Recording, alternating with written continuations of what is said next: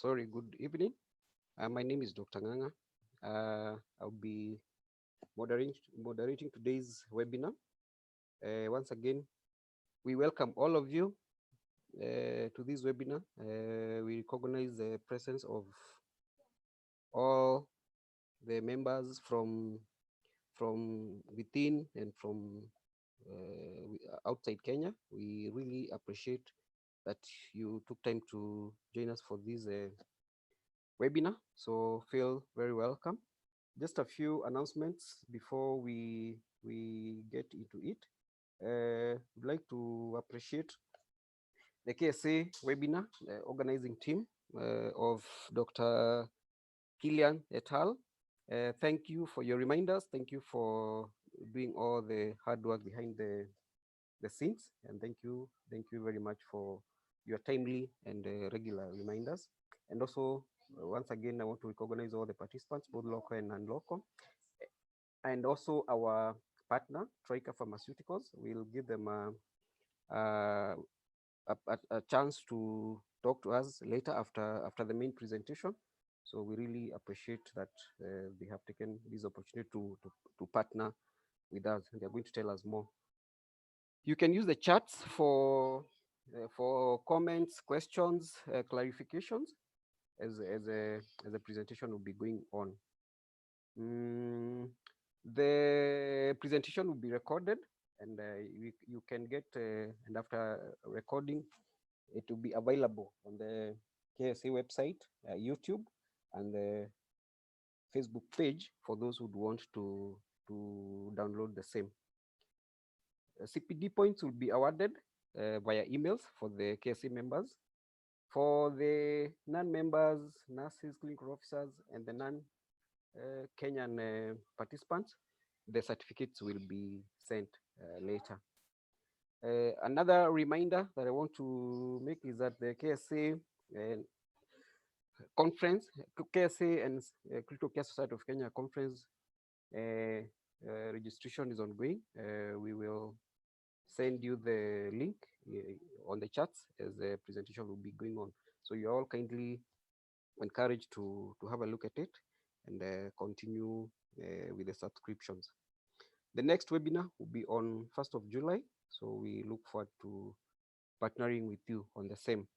So today's, we have a very relevant and very vital topic by Dr. Anthony Kamau, and the topic is management of intraoperative hypotension as a result of neurotoxic anesthesia for cesarean sections. I think cesarean sections is one of the very common operations that in any hospital, both in Kenya and outside Kenya, one of the very common operations. And increasingly, the cesarean sections are being done under either mostly subarachnoid block. Consequently, hypotension is one of the complications that we encounter a lot in the process of doing the cesarean sections under neuraxial technique. So Dr. Anthony Kamau is going to be taking us through this. Dr. Anthony Kamau is a medical specialist in anesthesia and critical care.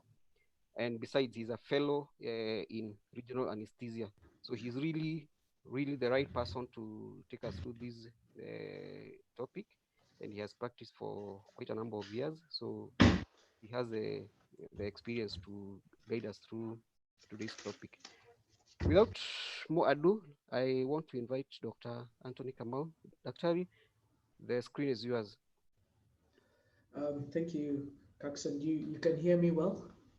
Yeah, although we could do with a little bit more volume on your end. Okay, I'll just pause the share just to increase my volume, if that's okay. So today's topic is management of intraoperative hypotension following neuraxial anesthesia for cesarean sections.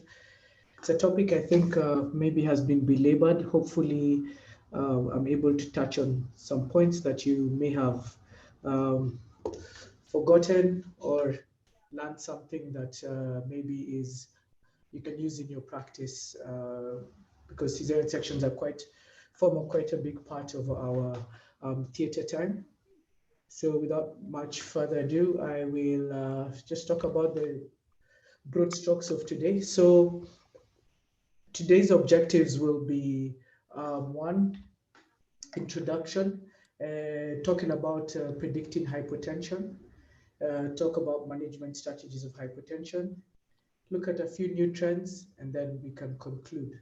So a lot of the work that has been done, there's several studies that have looked at this phenomenon, and still no absolute consensus. Some of the things I'll talk about may have changed within the last 24 hours, but I did my best to look at what is current practice, and I'd be very happy to hear feedback from any of you at the end of the talk in terms of what they think. So incidence of spinal-induced hypotension is 7 to 74%. The reason for this variability is because the definition of spinal hypotension keeps changing, and we've used different definitions. The first definition uses a variable definition where we look at the baseline blood pressure of the patient, and we say that if there's a drop between 20 to 30% of that baseline, then we define that as spinal-induced hypotension. This is with regards to cesarean section. And in other schools of thought, people either use 90 millimeters of mercury as meaning an absolute value, that if it's below 90, then that is defined as hypotension, or if it's below 100, that in some centers is also defined as 100. And that's why when they look at all these studies looking at incidence, you have such a large variability of between 7 and 74%, and sometimes even up to 80% for these definitions. The mechanism of spinal hypertension, several exist. One is increased sensitivity to local anesthetic. In pregnant women, we know that this happens. There's also the rapid onset of sympatholysis. The differential blocks of local anesthetic start with sympathetic fibers because they're small and therefore are blocked first. They're usually immediate. The patient will always complain of some cold being felt because they've been blocked. Also, the outer caval compression by the uterus, because you have a gravid uterus, it will tends to lie and reduce both the pulsatility of the aorta and the venous return in the vena cava, inferior vena cava. We also have increased sympathetic activity. Again, we have a higher parasympathetic dominance after this sympatholysis, therefore leading to more vasodilation and lower blood pressures, and hence hypertension. Now, there's this basal-gyrich reflex, very common question, especially for residents and students. Basically, what happens is that, as we said, you have vasodilation. As you can see here, let me see if I can find a laser pointer. So you have venous pooling, sympathetic activation, then the stretch receptors in the ventricles activate C fibers that go to the brainstem, and this activate a vagal efferent. Now, the vagal efferent means that you get bradycardia because vagus carries parasympathetic fibers, and that slows down the heart rate. So you get a bradycardia. You also get a vasodilation. So instead of having the reflex whereby you actually have a tachycardia, you actually get a bradycardia. Now this of course, this also goes to reduce cardiac output. And that's why in cesarean sections, when you see a bradycardia, that's usually a sign of impending cardiac failure, because you have a reduced cardiac output most of the time due to this reflex. Now, there's some risk factors that are common seen in the basal-gyrich reflex.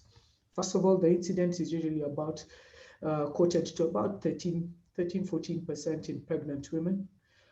It's more common in the young patient and also in higher blocks. So if your block goes above T4, because you will probably end up blocking the cardiorespiratory compensatory mechanisms, then you can get this reflex. and also if you're a bit young. So when you see a reduced bradycardia, sorry, in hypotension, especially when you're doing spinal anesthesia for cesarean section, it's a very ominous sign, and you should think of cardiac output more than just raising your heart rates. That's in terms of management, but that will come to later. Again, the other common thing we see is nausea and vomiting. So the reduced perfusion of the brain activates the vomiting center. So you have hypoxia. Also, due to you have reduced flow, so you have ischemia and hypoxia. And this hypoxia, that's why a lot of times we think that giving supplemental oxygen can reduce vomiting, but it will not be the only intervention you do, but it will help some. So you can do supplemental oxygen. Again, when you're very hypotensive, you reduce the splanchnic blood flow, and therefore we can end up going down up to 20% of the flow, leading to serotonin release. And if you all remember that the serotonin receptors are found in the vomiting center, and this can induce vomiting. So those are the three mechanisms that you can think of. You have the cerebral hypoxia, you have reduced perfusion causing ischemia, and then of course the reduction in splanchnic blood flow. Some of the effects of spinal hypertension can be seen either in the mother or the baby. So in the mother, commonly nausea and vomiting, patients also get drowsy, even if you've given opioids in your neuraxial medication, you still see some drowsiness. If it gets very severe, you might go towards apnea, even aspiration, and finally cardiac arrest. For the fetus, in mild or slight hypotension, you'll mostly see hypoxemia in the fetus when they are delivered, and fetal acidosis if you're to do a blood gas using the umbilical vessels. It is more important, duration is more important in terms of causing the effects of on the fetus. So as much as the degree of drop is important, the duration is even more important. And if you have sustained hypotension, it can lead to neurological compromise and even ultimately fetal death if it's for a long time. So the predictors of hypotension, because if you're trying to prevent it, it would be good if you can anticipate and predict who it is who will get more hypotensive, and that way we can institute methods of prevention earlier and in a more targeted focus. So number one, autocaval compression. When you look at autocaval compression, you need to think about what causes more hypotension. Is it the compression or is it the arterial vasodilation? Several studies have tried to correct the autocaval compression, maybe trying to raise the feet, trying to give tilt. You'd get a bit of a relief, but it's not clinically significant, as in you're not able to just use that method to relieve the pressure. Arterial vasodilation through the sympatholysis is the main way that you do get the vasodilatation and subsequently the hypotension. However, we can do a supine stress test whereby we change positions of the patient, looking at the hemodynamic parameters, either blood pressure or heart rate, and look at the variability when the patient is either seated or erect versus supine. And patients who have an increased variability during this stress test will most likely have an even larger degree of hypotension when the spinal is instituted. The technique of spinal is also a big factor. So looking at a fast versus a slow speed of injection, fast being maybe within 30 seconds versus slow, people do it up to 2 to 3 minutes. Slow injections were associated with a lower incidence of hypotension. Again, dose of the spinal, of course, a lower dose does have a lower incidence of spinal hypertension. The other thing we want to look at is maternal heart rate, the variability of that heart rate specifically. Mothers who have a higher variability will tend to have a higher risk factor in causing hypertension. Advanced maternal age above 35 years will also have a higher incidence of hypertension. Mothers who are more anxious preoperatively will also have a higher incidence of hypertension. And interestingly enough, emergency versus elective cesarean sections. In emergency cesarean sections, we'll see less hypertension because these mothers during labor have a higher sympathetic response. The vessels are already constricted and will have a less vasodilatation just due to this. So in elective surgeries, you're more likely to see a more severe hypertension. Now, a study was done in Colombia looking at the waist-hip ratio, where they postulated that women with a lower waist-hip ratio will be better. And what they found was actually the inverse, that the higher the waist-hip ratio, the less the hypertension they will find. I think they attributed this to those people perhaps being overweight, and them usually the obese people or the overweight people will have a high incidence of having things like chronic hypertension in pregnancy or preeclampsia.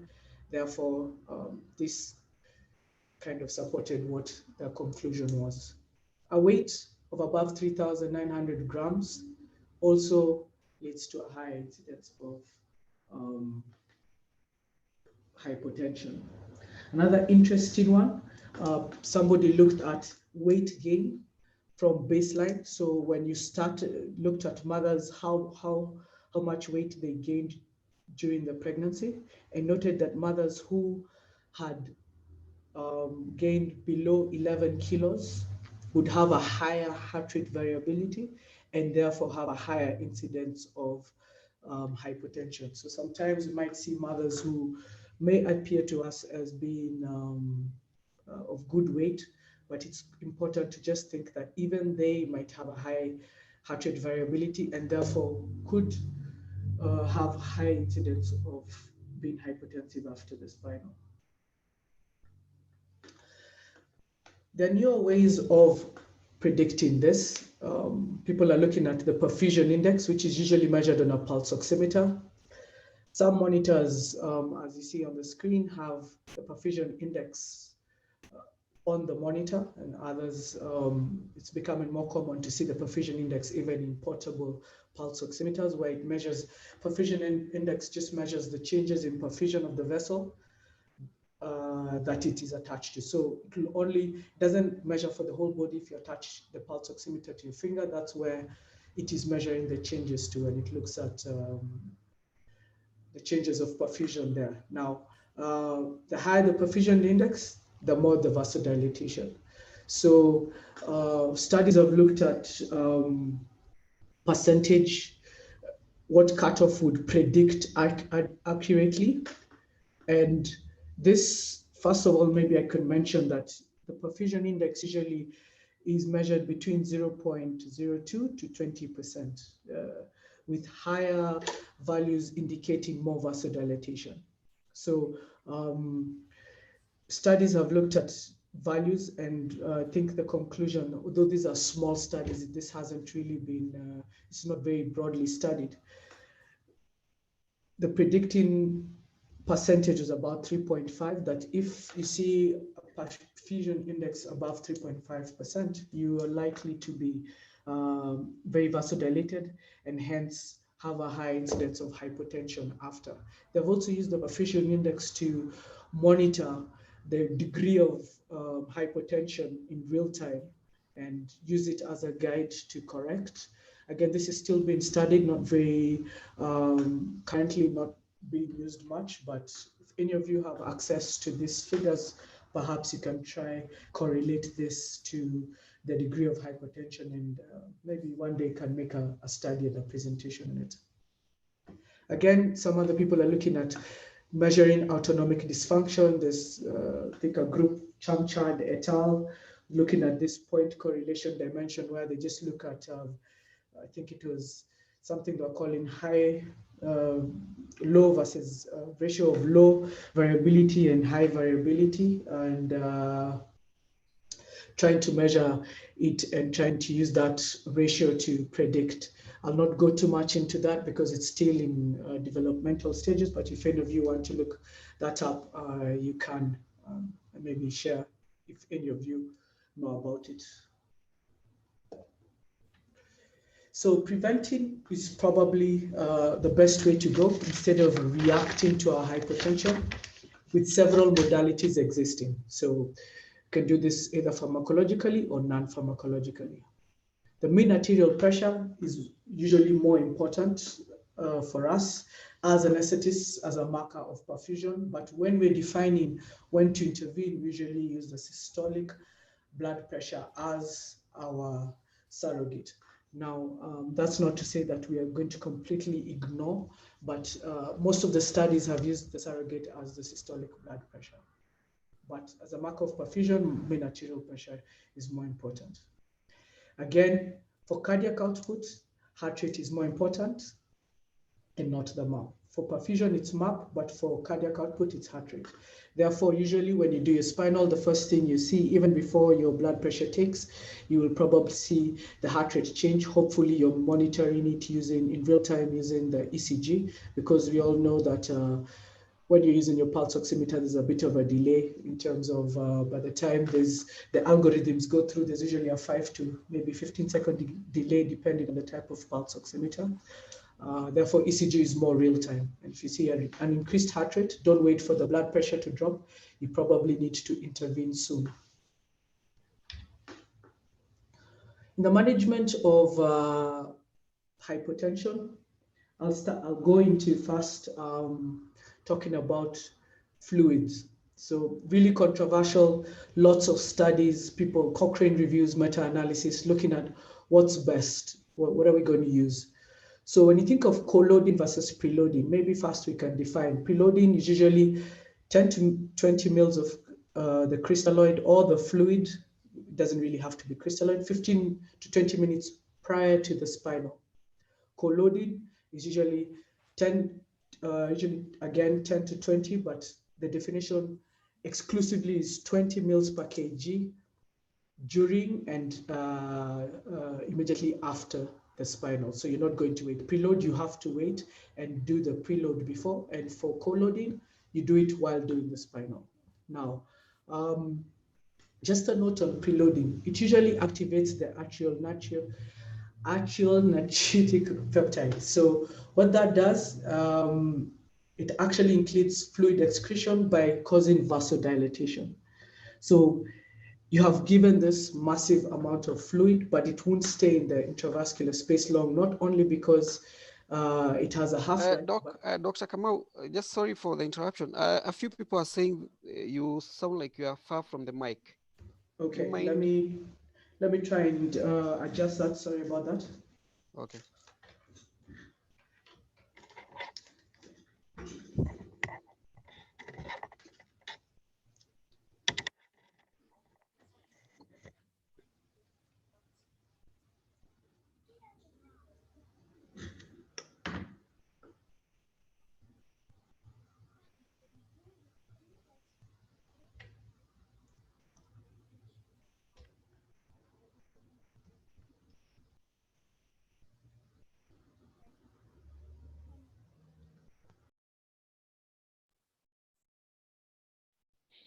Caxton, can you hear me better now? Oh yeah, that's much better. Please go ahead. Sorry about that. Yeah.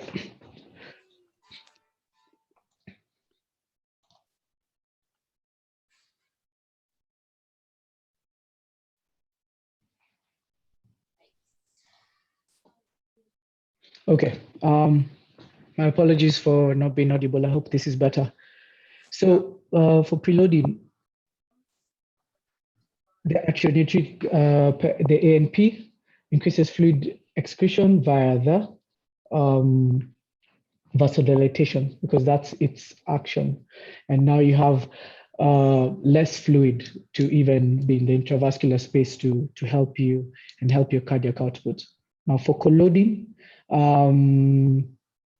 it might be better because hypotension usually occurs after the spinal is given, and therefore, because you're giving fluids around that time, the fluid is still in the intravascular space, and therefore would still be useful. Now, just to remember that we in maternal, in mothers, that we have reduced oxygen carrying capacity already because we have hemodilution. There's more plasma than the red cells, and also they have a higher risk of pulmonary edema. So both preloading and colloding will have a roof. You cannot go above a certain amount, and otherwise you will risk the mother going into pulmonary edema. There is the reviews on timing. Again, other people have looked at giving 10 mils as before the spinal and 10 mils per kg after. This was more favorable than preload, but had similar effects in terms of neonatal outcomes. Sorry, it's not incomes. It's actually outcomes, and effectiveness in preventing hypotension. And they also reduced the amount of fluid used if you compare this with just preloading the patient. This study did not compare colloding, just compared using this half and half with preload. Now, preload and collode, Cochrane does not, the meta-analysis and the reviews do not show a clinically significant difference, especially in the incidence of hypotension in terms of degree of hypotension, and also does not show a reduction in incidences of nausea and vomiting between the two. So the only difference is that in preload, you probably end up using more fluid because a lot of it was lost before, and also might have things like maternal compromise because you're waiting for the fluid to go before you start the cesarean section. So you can have fetal compromise, and even the mother might be in trouble. So you're better off colloding your fluids. Thinking about either crystalloids or colloids, crystalloids being either at least solutions that are either isotonic or slightly hypotonic, like Ringer's lactate. So crystalloids have a shorter half-life, and also remember that only about a third of our crystalloids remains in the intravascular space after giving it in. The rest is diffuses out into the interstitial tissues. For the colloids, it all stays in the intravascular space, so we would think this is better, but colloids have cons. Of course, there's a higher cost, there is coagulation derangement, they're also associated with higher risks of anaphylaxis, and suppression of platelet activity is more in colloids. So it would be good, you can use colloids. Again, people looked at when the timing of giving colloids. Is there a difference between giving colloids preload and collode? And there was no difference in terms of the incidence of hypotension. Again, people looked at giving colloids alone versus giving colloids with a vasopressor, and definitely giving colloids with a vasopressor was more effective than giving colloids alone. And when you look at crystalloids versus colloids, crystalloids are better to give as a collode because, as we say, there's no difference between giving the colloid preload and as a collode. And so, in a nutshell, perhaps give crystalloids as a colloding. Don't use colloids as a first line just because of these cons. But if you do use them, it doesn't really matter at what point. If you need the colloid, you can definitely use it. It has a longer half-life and will definitely stay in your intravascular space compared to the crystalloid. Again, just still looking at non-pharmacological methods, people have even tried leg compression using the incidence of venous pooling because of the vasodilatation. People have used embolic deterrent stockings, TED stockings, and even sequential compression devices. Both have less hypotension than placebo, but it's not clinically significant. However, a group looked at leg elevation and S-match, which is this elastic band on your left that you usually sometimes is used especially for creating tourniquets. And they reported about hypotension of 5 times below, a risk factor of 5 times below not using the bandage and elevating. Applying the bandage, of course, will take time. I don't know how much time that will take. Again, you also need the bandages themselves, which may have a cost implication. So it does reduce. Unfortunately, these studies are small. I think this was about 60 or so patients they looked at. So need bigger studies. But yeah, if you're very stuck, you can be elevating the legs as you try and correct your hypotension if it's very severe. If you have access to things like compression devices, they might help, but not as a solo or a sole mode of prevention.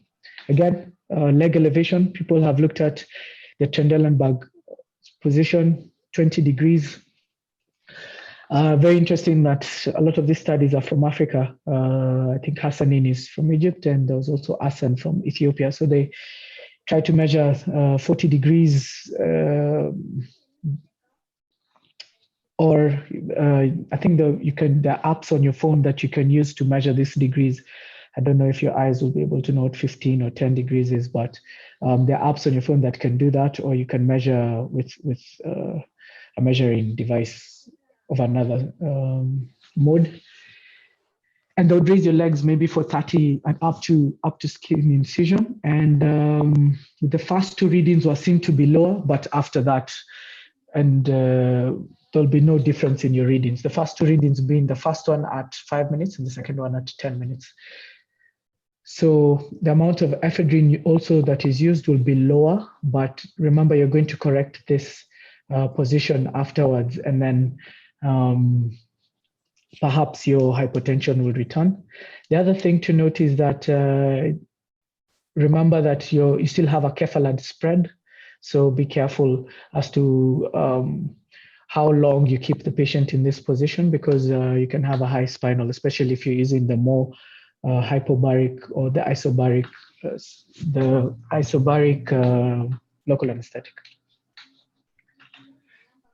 Other studies have looked at left uterine displacement, comparing wedge versus tilting the table, and then measuring things like the neonatal acid-beta balance, measuring whether you get more relief in one versus the other. So for the two, you'll find that the wedge is more it gives you a better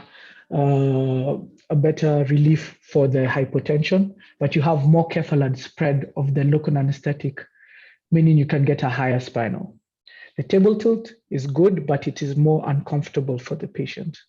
So again, if you look here, just to give you a visual effect of what happens, that's the vena cava, that's the aorta. When you displace them, the baby is no longer compressing, and you have more pulsatility in the aorta and at least some more venous return. Again, somebody even decided to look at a table tilt of 90 degrees. I'm not sure how possible and practical it is for the surgeon, but they reported that they almost eliminated hypotension. But I think this needed to be more widely used, and maybe they should have given us photographical evidence of how they did it. Now we'll just briefly look at the pharmacological agents. I'll not go too much into things like chemical structure. This table is borrowed from a document done in the American Society of Anesthesiologists, where they are making a consensus of the use of pharmacological agents and tried to break down in terms of the guidelines of how to use them. So they looked at ephedrine, phenylephrine, Metaraminol, which is sympathomimetic, noradrenaline, adrenaline, and amphetamine. So amphetamine, I don't know too much about, and I didn't find a lot of the information online in terms of studies. But the other 5 I shall speak to in a little bit more detail. I'll start with ephedrine. So ephedrine has direct and indirect alpha and beta action. So it's not selective.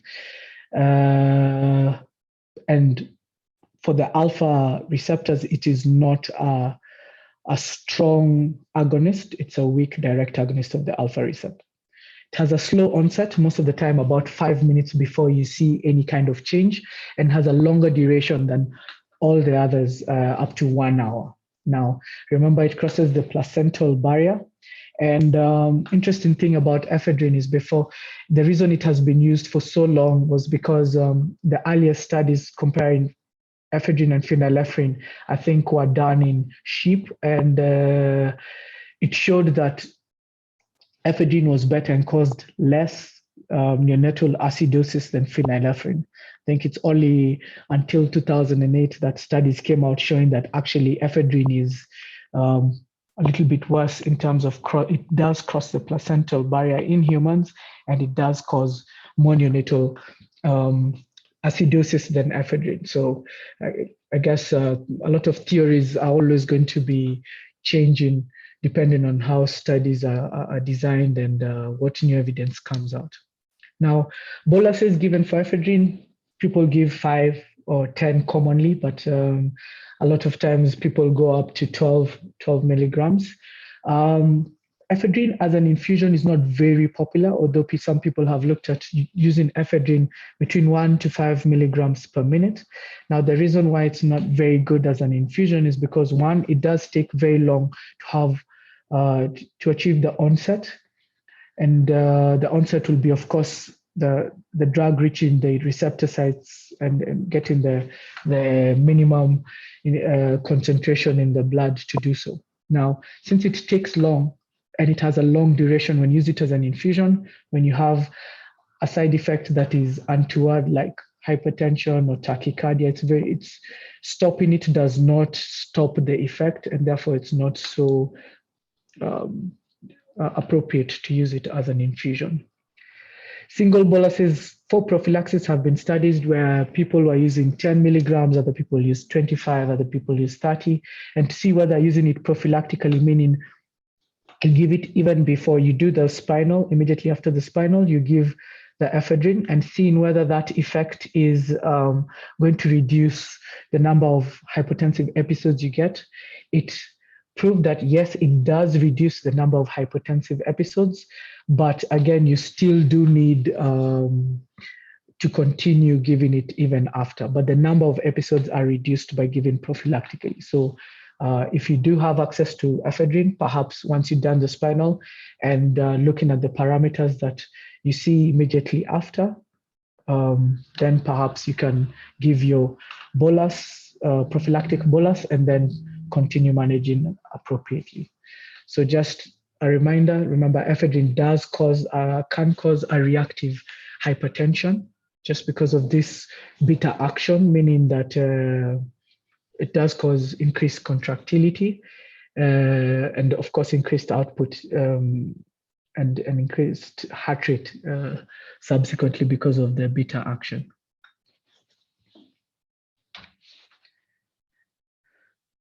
Anything that is not clear or anything I omit and you'd like me to explain better, please kindly put your questions forward and I'll try and address them after the talk. So for phenylephrine, it does have direct alpha-1 effects. They say it's immediate action, but it's actually about 1 minute. It's very short acting. Usually about 2 to 5 minutes is how long it works. That's why you keep having to give it. So it will be about, maximum duration is about 10 minutes. So usually about 2 to 5 minutes. Therefore, when you're doing repeat boluses, you can do your repeat boluses within 2 to 5 minutes. Again, as we say, it doesn't cross the placental barrier, so it causes less fetal acidosis. It also has less incidences of nausea and vomiting than ephedrine, but it does cause a reflex bradycardia because of the direct alpha-1 effects, leading to the baroreceptor reflex that will send a signal back through the vagus to the heart, telling signaling the heart to slow down, and hence a bradycardia.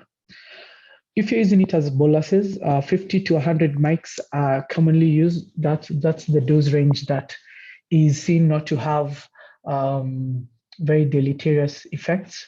But the ED95 of phenylephrine is actually 150, but that will most likely cause quite a bit of bradycardia. So this is the sweet spot. In terms of infusion, people have looked at variable rate, meaning looking at using mics per kg per minute versus using fixed dose rates where you just use mics per minute. So again, I think we're fortunate to have a study done by Maura et al. At the Aga Khan here in Nairobi.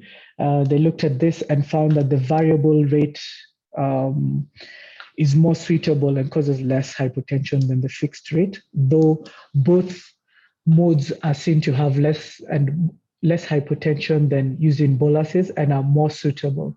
And even if you look at the consensus guidelines for management of hypotension pharmacologically, it does advocate for the use of infusions more. Again, remember the short duration of action makes this even more suitable. So when you stop it in about 5 minutes, then you have the reduction of the effect that you wanted. Just a note, maybe I forgot to mention this. The blood pressure interval that is recommended is actually every 1 to 2 minutes. But this might not be very practical sometimes because the blood pressure inflation might even take about 30 seconds. And by the time you get your reading, and it might be quite uncomfortable for the patient. So some of these studies are done with arterial lines in place. So I think aiming for 3 minutes until you have hemodynamic stability is usually appropriate. Then you can increase it to at least 5 minutes for your blood pressure intervals.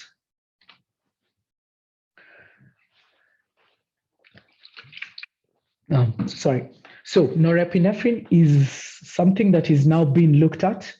The same group that disproved the theory for ephedrine being more appropriate, I think the name is Ngan et al., Ngan Li. It's a group from Hong Kong. Have also looked at norepinephrine because the effect of phenylephrine with the bradycardia is not very suitable. They thought that norepinephrine, because it has modest beta effects, you will get less bradycardia, and that would be more appropriate. And the fact that it is also short-acting. So they've looked at it being given as boluses or an infusion, bolus being 5 mics for each bolus, and also as an infusion. Now, as anesthetists and also working in critical care, a lot of us are very hesitant to give norepinephrine via the peripheral lines. Now, the peripheral cannulas, yes, if they're small, yes, in patients who are critically ill and they're septic and have vasoconstriction for other reasons, if this extravasates, then you will get more tissue damage from that. Now, a lot of the studies that looked at the effect of norepinephrine on extravasation were done in critically ill patients, again, as I said, and they were septic and everything else, and also used higher concentrations. When this group looked at 5 mics, they equated the 5 mics per ml being equivalent to 80 mics per ml of phenylephrine. So that is really something important when you're doing this, to try and maybe give you more confidence to try this new method. Again, they use a 3-way so that you can run your crystalloids and further dilute the norepinephrine. Therefore, even the extravasation will not give you such a bad effect. Again, 1 minute for onset, very short duration, 2 to 5 minutes for the norepinephrine. Adrenaline has also been studied. A lot of these studies have been done by the same group of people. We have a beta effect predominating for adrenaline, so you'll get a bit more of a tachycardia. Boluses of 5 mics are used.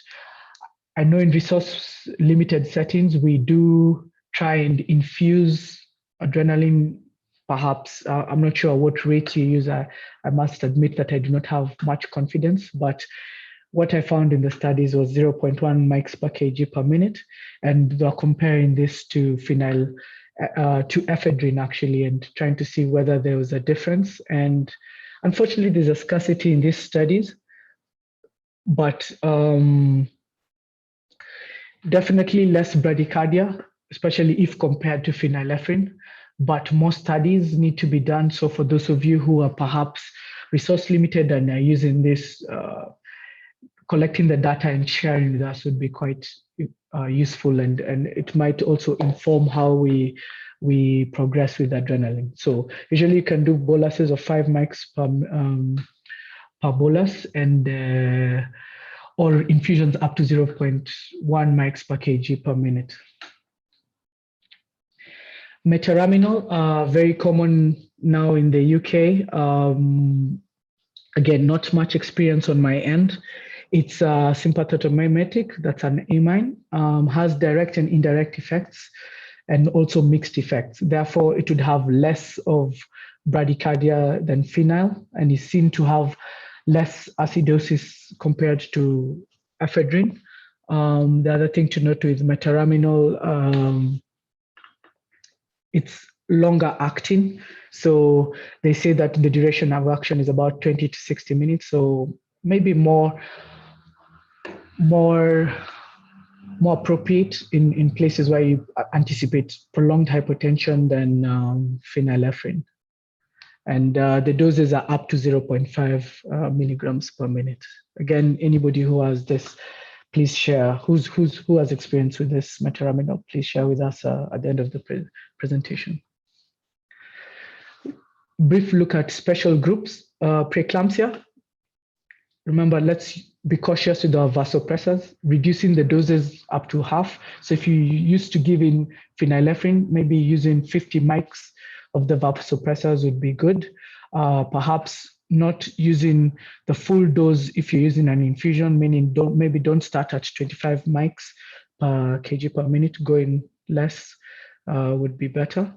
Collodine with less crystalloid, 300 mils, because remember in preeclampsia, these patients also easily have leaky vessels and they can easily go into pulmonary edema. Phenylephrine for preeclampsia is better because of the increased cardiac output state that ephedrine will give you. And then, as we said, the infusions, just be more cautious with them. Continuous blood pressure monitoring would be the way to go. Sorry. Cardiac disease. So setting up an arterial line, having continuous blood pressure monitoring where you can adjust your interventions in real time would be best.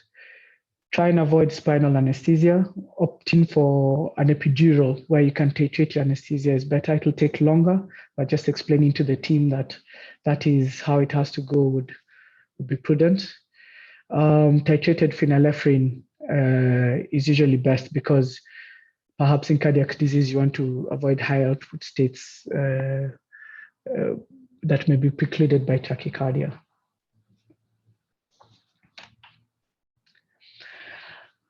Take home for today, just like pain management, hypotension actually should be multimodally managed. So using more than one way, collodine plus a vasopressor would be the most effective way. Using boluses is not as effective as infusions. Choice of vasopressor depends on not choice of agent, but choice of whatever you have is how you whatever you have available to you. Using it appropriately is the most important thing, and of course the parameters of the patient. And then preventive is definitely better than reactive management. Thank you very much. If there are any questions, kindly, I'll try and address them once I see them on the chat. Back to you, Paxton. Thanks a lot, Anthony, for that very detailed and broad-ranging presentation. Lots of questions have come up. We'll let the partners talk to us for briefly, and then we'll handle the Q&A after that. So at this point, I'll like to invite the representative from Troikaa Pharmaceuticals for them to give us a short presentation, and then we'll pick up from there. Aditya, you can hear me? Yeah, I can hear, Doc. Thank you. Very good evening. Karibu. So my name is Aditya Rai. I'm from Troikaa Pharmaceuticals. I welcome you all in this Zoom web CME. So as Troikaa Pharmaceuticals, we have a variety of products available in the country. The most famous one is Danapar AQ. I'm sure most of you have used and must be having good feedback. So Danapar AQ is our diclofenac injection. Then we have our Bupitroi, that is our bupivacaine, Tropofol, that is our propofol, Benzoate, that is our midazolam, Ketamax we have, that is our ketamine, Fentanyl, that is our Trofentyl, then Sevotroi is sevoflurane, Isotroi is isoflurane. And then in Bupitroi, we have two different variations. One is Bupitroi plain 0.5% injection, and one is Bupitroi heavy, that is our bupivacaine heavy. I'm just taking you through our products, and then I'll discuss some of them. So Ketamax, we have ketamine. Benzoate, we have two different SKUs, that is midazolam 5 ml and 3 ml both. Benzoate 3 ml and 5 ml both.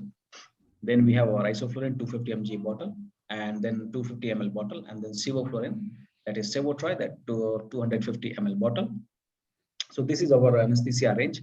Then we have our Trofentyl and propofol, as I discussed, propofol and Trofentyl. So today I'm going to discuss with you all about diclofenac, the pain management, the obvious choice of pain management injection.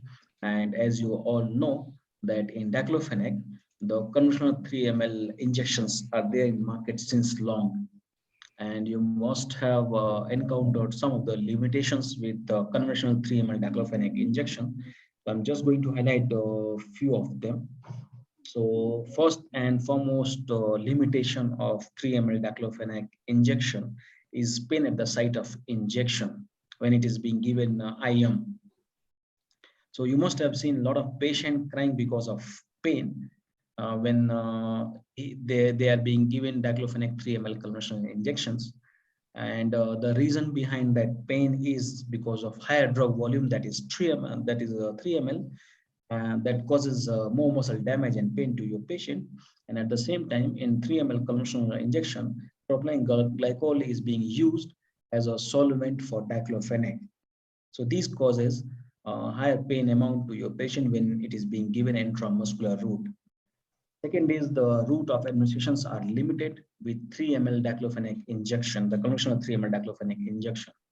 The conventional 3 ml diclofenac injection can be given only by intragluteal route, and then it can be given IV with lot of conditions apply, lot of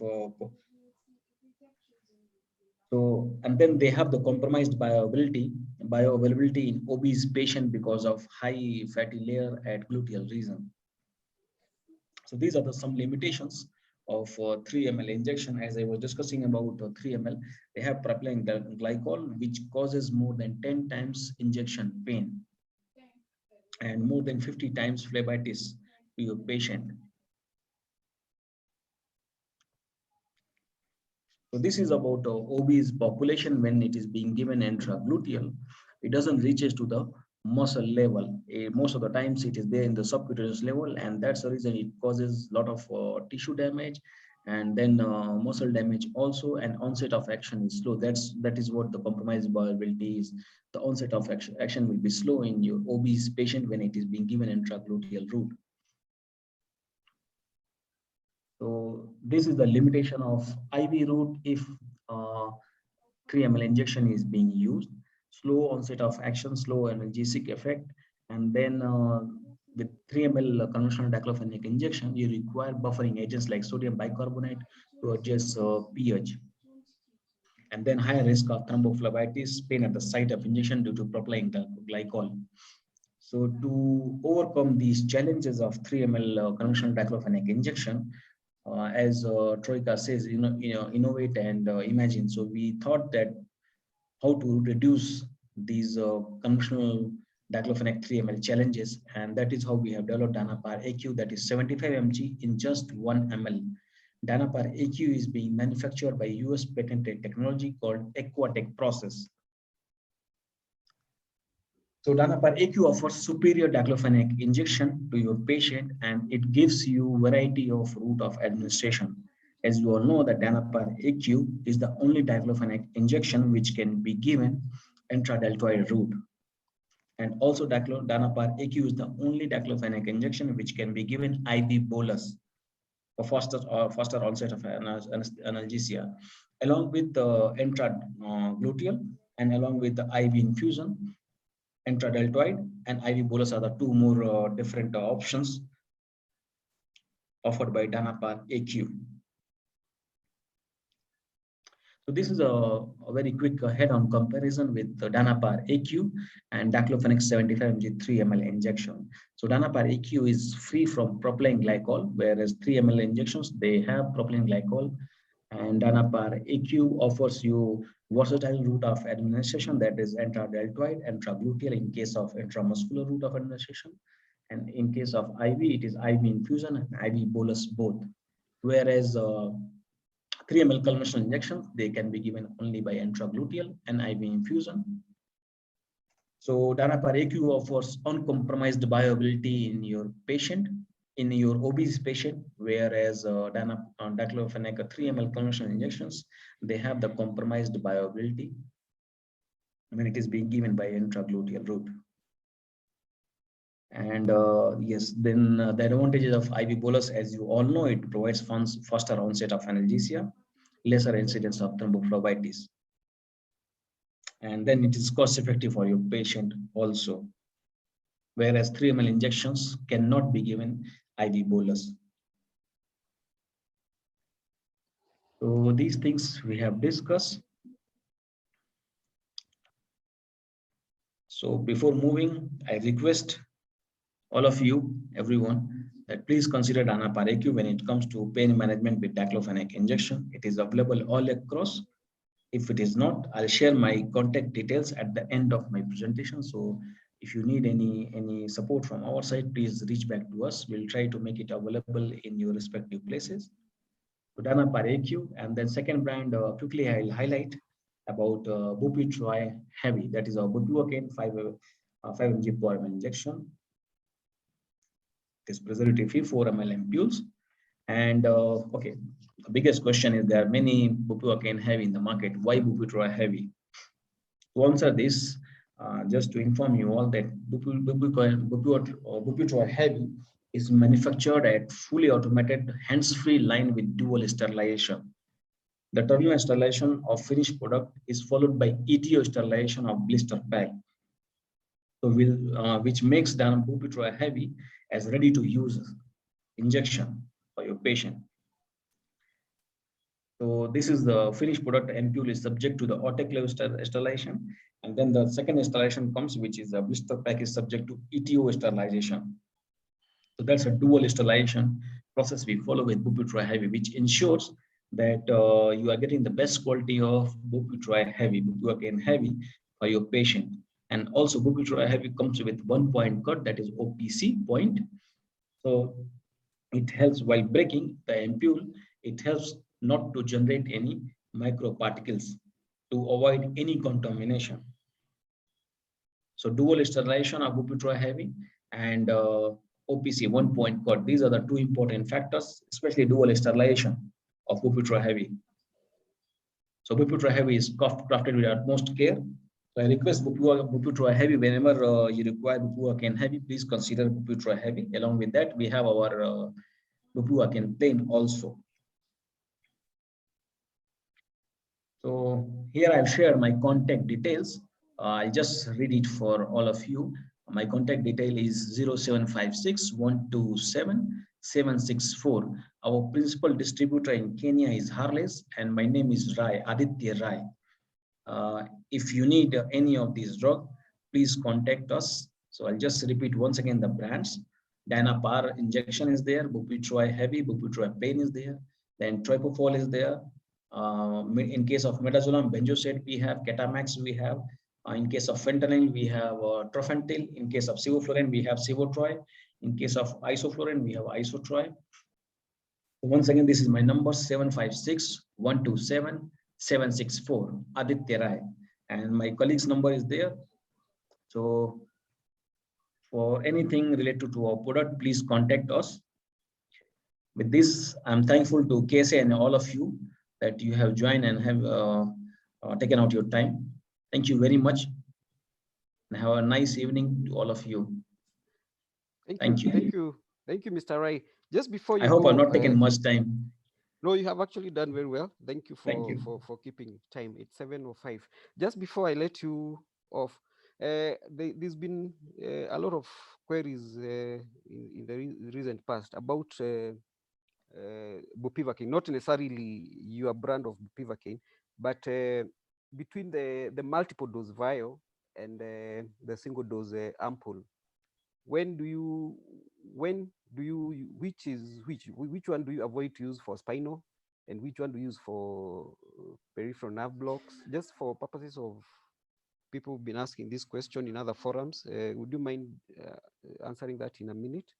You have the single dose vial. Yeah, I have ampoules and I have 20 ml vials both. Yeah. So the 20 ml vial that we call bupitroy plain, that is with preservative, and the ampoule, which is a 4 ml ampoule, that is without preservative. Okay. Yeah.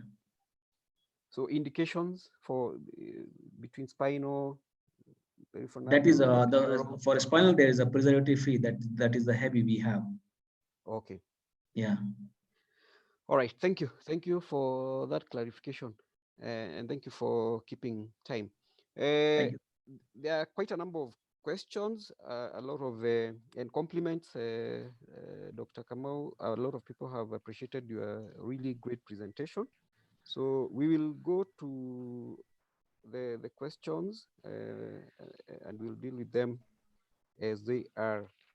Okay, Kaxon, do you have a minimum of, do we have a time set for this? Because the questions are quite a few. 7. Yes. 7. I think we can have the next 15 minutes or so to deal with the questions, but I think most of them are related. Yes. And I'm sure you can handle them. I have tried to put them together. Okay. For ease. Let's start with you mentioned about variability in terms of the hypotension. Yes. So then, so I think when is the variability significant?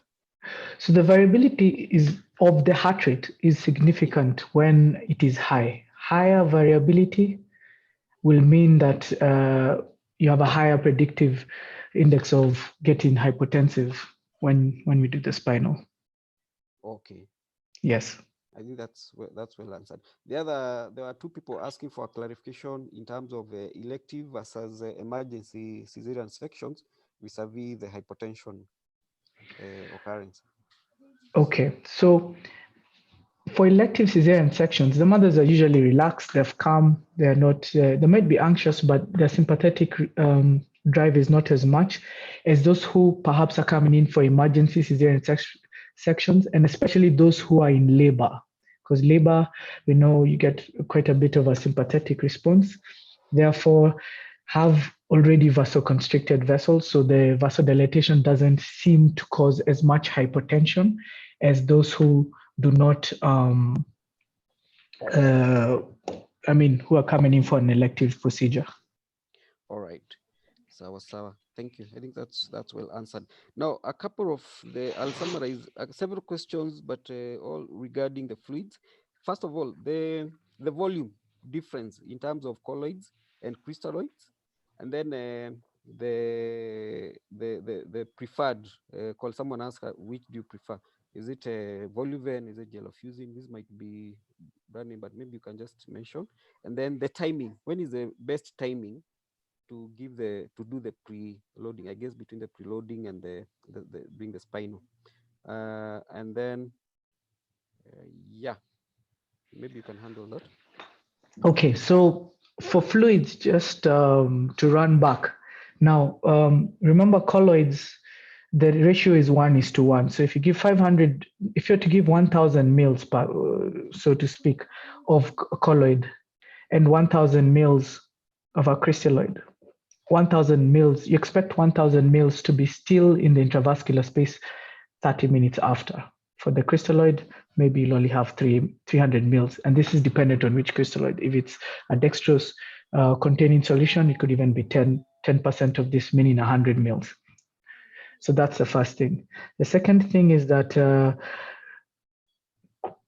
colloids have a roof. Recommendations currently are about 1,500 mils is the ceiling in terms of the maximum amount of colloids you want to give a patient.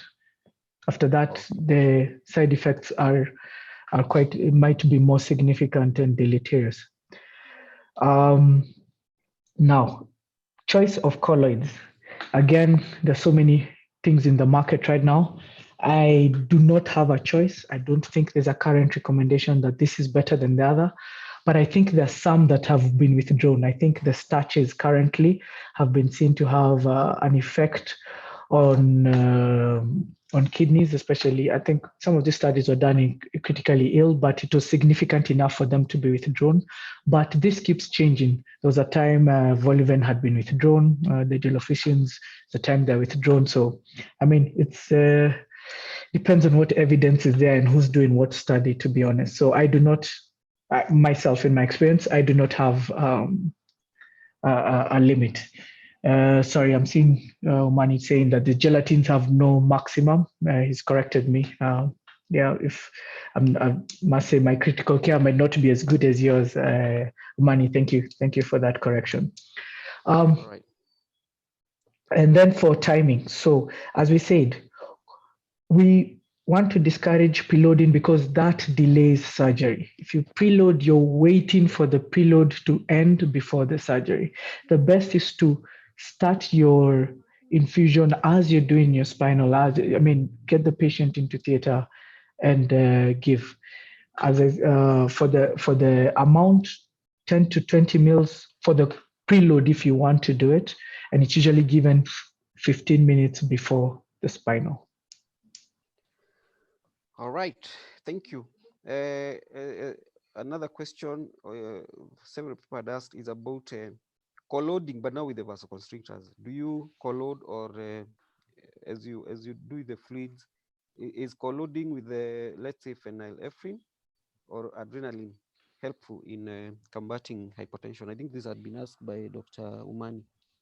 Yes. So thank you for that question. So yes, it is. It's very effective. As I said before, prophylactic management is really, really effective. And now if you're giving it as an infusion, even better, because perhaps you're not going to give it at the dose that you would give somebody who is vasodilated. So maybe you'd start at half the dose or titrate the dose according to what parameters you're seeing on your monitor and the patient and what you expect, and then titrating your dosing again immediately after the spinal, which is currently what I actually practice. So I do my infusion before a prophylactic dose as I colload, and then after, now I titrate according to what I see on the monitor and what the parameters are. Okay. So thank you.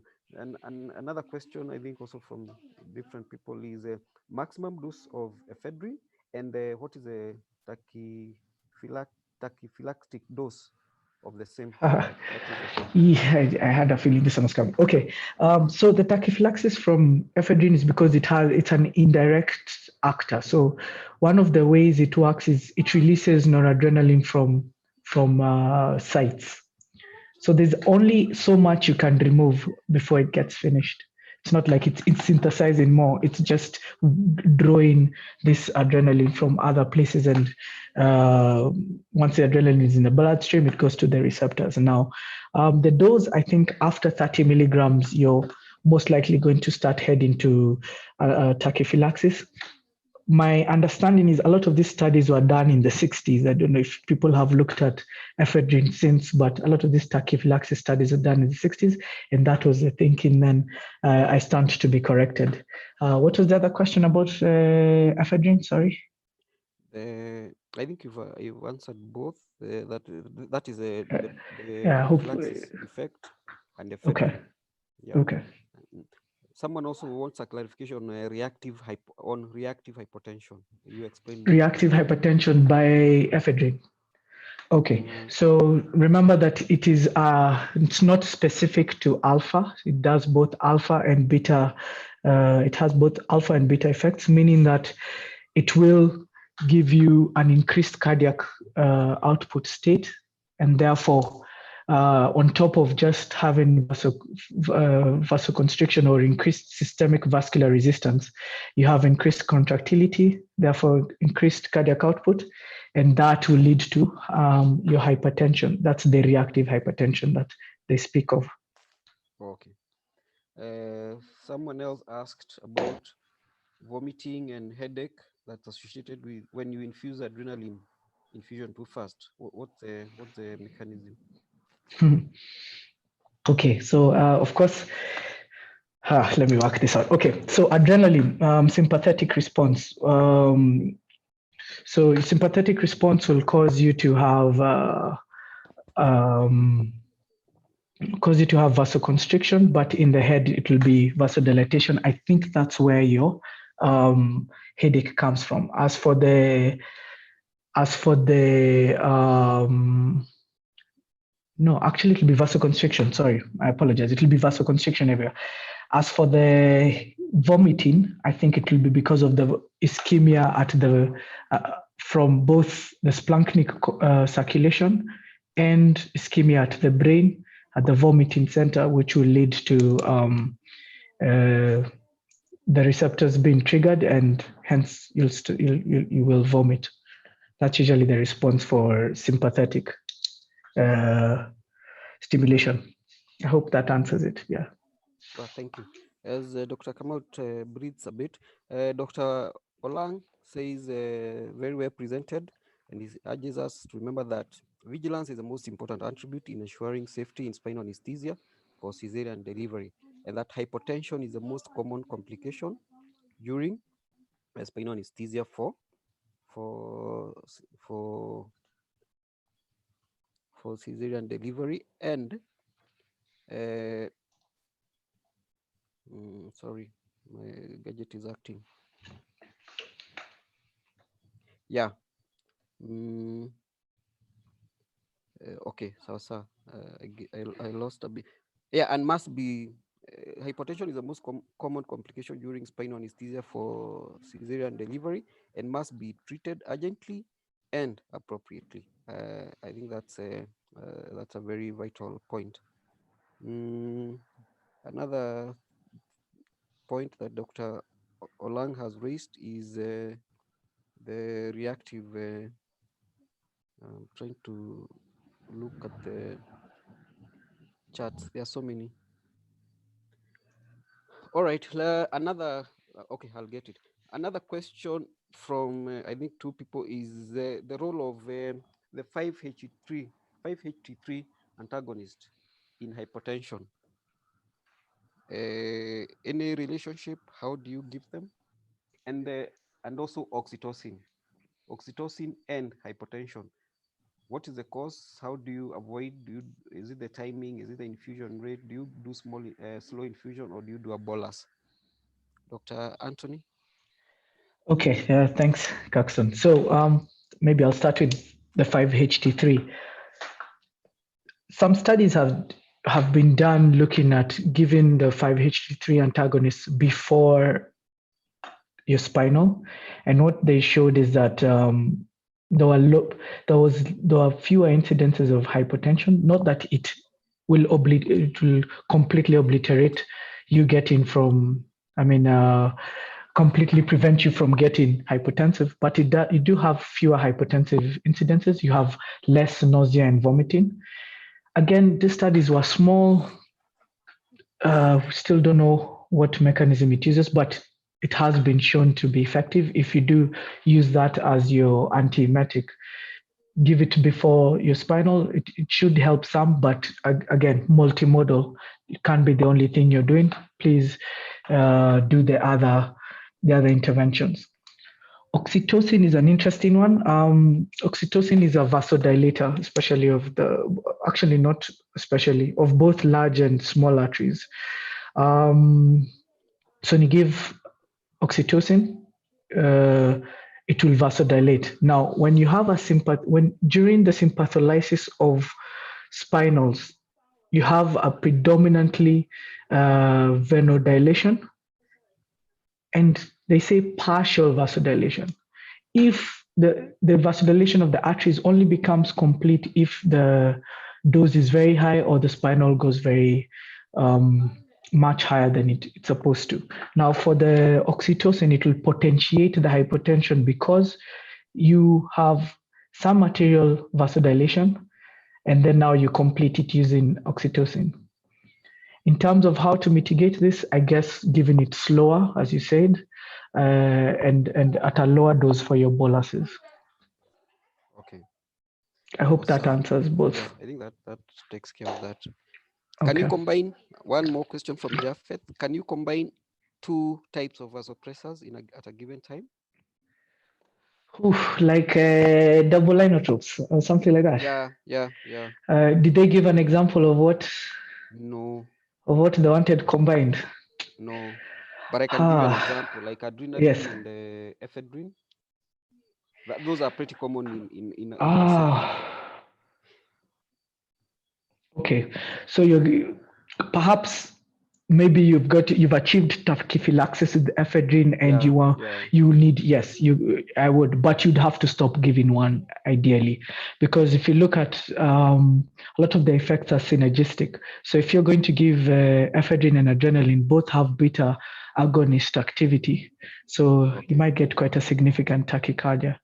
If you're phenyl and maybe adrenaline, phenyl and adrenaline, hopefully you're not doing infusions, but I guess it's all about titrating and finding the right dose. But I wouldn't do it at the same time. I think if you give the right doses, you should be able to prevent. But maybe you can start by giving ephedrine, and you notice you're getting a severe tachycardia. You can stop the ephedrine and perhaps continue with phenyl. That can be done. All right. Yeah. Sir, thank you. Henry Obonyo is raising his hand. Obonyo, can you unmute yourself and ask your question? Obonyo, Henry? Okay, I wanted to ask, is there, a patient who is undergoing cesarean section with maybe a moderate hemoglobin level, is it advisable for spinal anesthesia, and will it be having any effect on the blood pressure or causing hypotension? Dr. Anthony? Okay, thank you, Henry. Maybe you can tell me what you mean by moderate? Around HB of 7, 8 there, and the patient is being taken for an emergency cesarean section. Okay, thank you, Henry. So, that takes me in a different direction, but I'll try and answer it best as I can. And if there are any comments from the audience, please feel free to add on. So your hemoglobin, why it's important is because you're thinking of oxygen carrying capacity. So oxygen carrying capacity will determine what kind of tissue perfusion you have. So tissue perfusion will be both oxygen carrying capacity and your cardiac output for the patient. So spinal anesthesia looks at, if, of course, yes, if you do not adequately optimize this patient for the spinal, meaning fluids, vasopressors, and the patient will get hypotensive, and you have fetal compromise and also maternal compromise if it's very serious. Your oxygen carrying capacity, which is what you will get when you do a patient who has low HB, will also lead to less oxygen on the baby and subsequently, of course, compromise even on the mother. Now, the low HB is not a contraindication for spinal. That's not, it's hypotension, though, is a contraindication to a spinal, but not low HB. So I hope that answers it. All right, so thank you. Idris, you had also raised your hand. Please go ahead and ask a question. Yes, good evening. Good evening to you. Yes, my question is, what is the maximum dose of oxytocin to give for having a PPH intraop? And the second question is, when I'm now mitigating the hypotension, at what time am I supposed to give oxytocin, knowing that now it's a vasodilator? Will I Anthony, give it at a delay, or I start with a small dose and then continue? Dr. Anthony?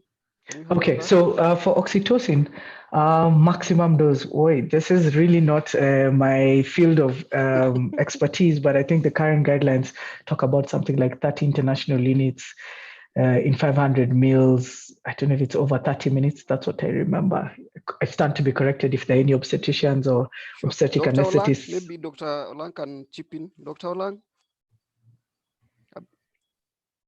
Dose of oxytocin? Unmute yourself, please. Thank you very much, Dr. Nganga. I think a lot of things have changed, and there's a new guideline on the use of oxytocin, including oxytocin and any other uterotonic agent. Actually, what we have been giving to our patients is an overdose of oxytocin.